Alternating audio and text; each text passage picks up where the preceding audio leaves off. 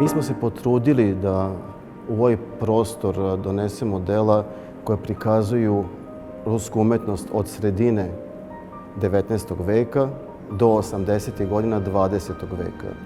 Imamo remek dela ruskih slikara koji su radili na dvoru imperatora i to su dve minijature koje se vrlo retko sreću u slikarstvu. Izložena su 36 slika i 8 ikona.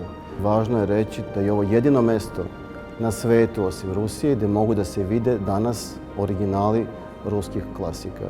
Imamo prelep portret princeze Mafalde Savojske, rada Velikog Kolesnikova, koji je bio na najznačajnijih slikara i u Rusiji i u Srbiji u 20. veku.